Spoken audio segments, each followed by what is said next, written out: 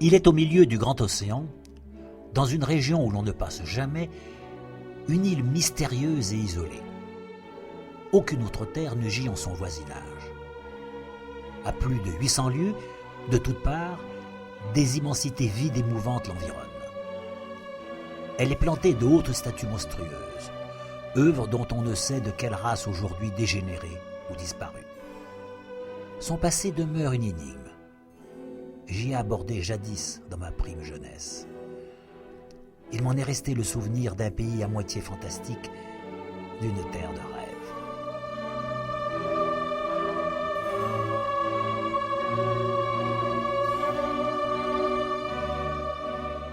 L'auteur de ce texte était à bord de la frégate La Flore, qui mouilla à l'île de Pâques le 3 janvier 1872.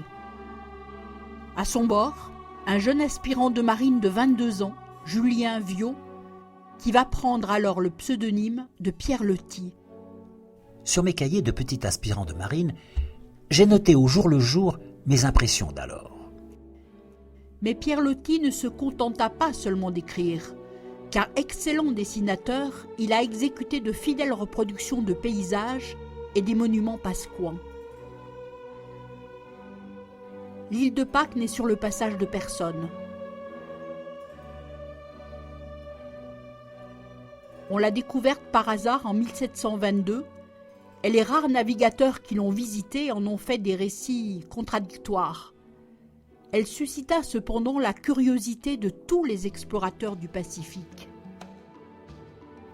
Sur la route de Valparaiso à Tahiti, la frégate Le Flore avait pour mission de prendre, si possible, une antique statue de pierre que notre amiral voulait rapporter en France. Nous avons trouvé sans peine la passe au milieu des brisants et la Flore put jeter l'ancre. Pour nous recevoir, l'île avait pris sa plus fantastique apparence. Grisaille foncée du ciel, rochers et cratères de couleur cuivre pâle.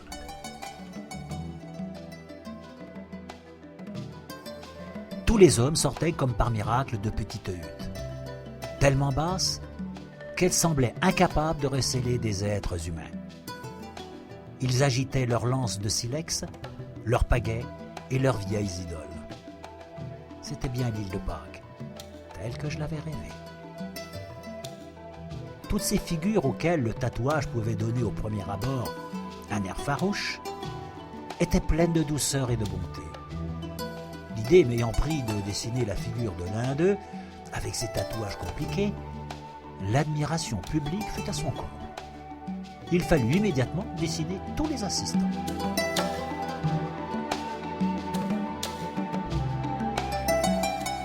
Le travail de Loti prit une tournure plus officielle quand l'amiral le chargea de réaliser certains croquis pour accompagner le rapport du ministère de la Marine à Paris. Il put alors découvrir l'île en profondeur et ramener des témoignages dessinés inusités. Le commandant décida de se rendre au cratère de Rano-Raraku, situé à 6 lieues de la baie de Cook, de l'autre côté de l'île. Le but était d'aller voir des alignements de statues colossales encore debout sur le versant du cratère.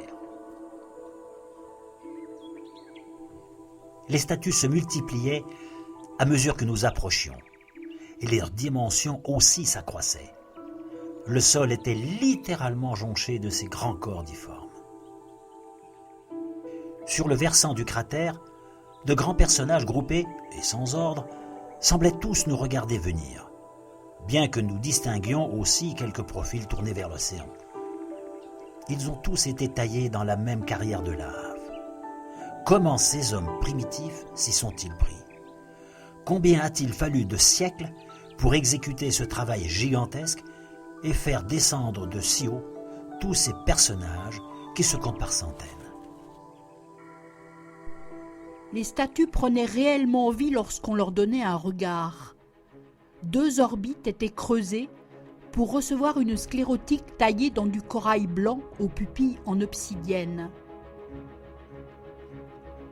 On peut passer près d'un moaï sans ses yeux en restant indifférent. Mais on est subjugué par un moaï auquel on a remis les yeux. il a acquis une présence et une vie qui le rendent plus proche des humains.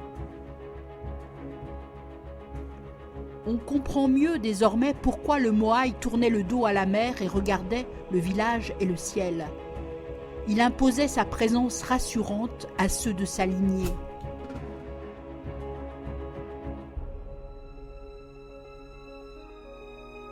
À travers ses dessins, Pierre Loti captura le mode de vie des Pasquans tel qu'il le perçut en 1872, mais aussi le mode de vie de l'expédition. L'amiral désirait que j'allasse prendre un dessin exact du Moai avant l'enlèvement de la statue. Les indigènes s'étaient réunis en foule sur la plage et poussaient des cris perçants. Entraînés par l'exemple, ils se montrèrent vandales autant que nous-mêmes. Pierre Loti réalisa aussi des œuvres de pure fiction, comme les dessins de cette cérémonie où il tente de recréer l'atmosphère des anciens cultes. Au bout d'une heure, tout était bouleversé. Les statues brisées, chavirées, et on ne savait pas encore laquelle aurait l'honneur de se voir couper la tête pour aller figurer au Louvre entre les divinités égyptiennes et taureaux d'Assyrie. Le dessin que j'en ai fait est impuissant à rendre l'aspect fantastique qu'avait alors le cratère, avec leur vive opposition d'ombre et de lumière se détachant sur un ciel noir. Il ne rend plus ces cris ni cette frénésie.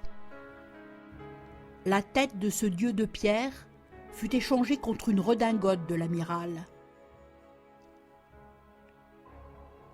5 jours après son arrivée, le 8 janvier 1872, la frégate La Flore reprenait sa route en rapportant en France son précieux butin. Contrairement à ce qui s'est passé pour d'autres peuples, cette civilisation n'a pas été anéantie par des envahisseurs. Ce sont les Pasquans eux-mêmes qui sont responsables de sa disparition. Ils ont surpeuplé l'île, exploité au maximum ses ressources naturelles et détruit la végétation pour ensuite s'affronter dans des conflits sanglants. Les Pasquans s'affrontèrent entre eux, pillant et détruisant les plantations des adversaires, s'emparant de leurs pirogues, abattant les Moai dressés sur leur ahus qui représentaient l'autorité protectrice des chefs, brûlant les tablettes de bois qui portaient inscrits les textes sacrés de la culture pasquane. La population survivante au cannibalisme se réfugia sur les hautes pentes du volcan Ranakao qui surplombe la mer et créa la ville d'Orongo. Ils développèrent de nouvelles traditions pour préserver les ressources existantes et créèrent le culte de l'homme-oiseau.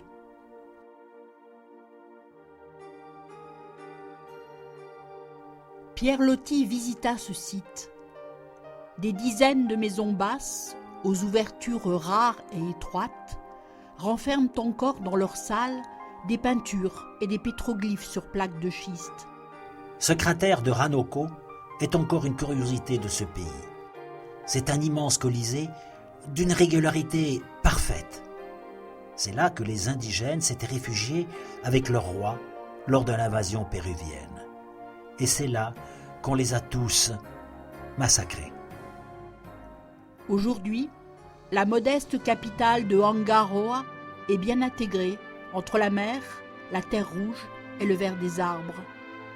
Presque toute la population de Pâques, environ 2200 habitants, est concentrée à Angaroa et dans les environs immédiats, dans des maisons basses, dans un charmant désordre. Le reste de l'île est le domaine des Moai. La volonté de mieux connaître et de faire renaître le passé s'affirme, et l'île retrouve une vie culturelle après des siècles d'abandon. Elle est en train de devenir une île musée, grâce au courage et à la persévérance de ceux qui se penchent sur son passé et lui redonnent vie. L'île de Pâques reste sans doute la plus mystérieuse du monde.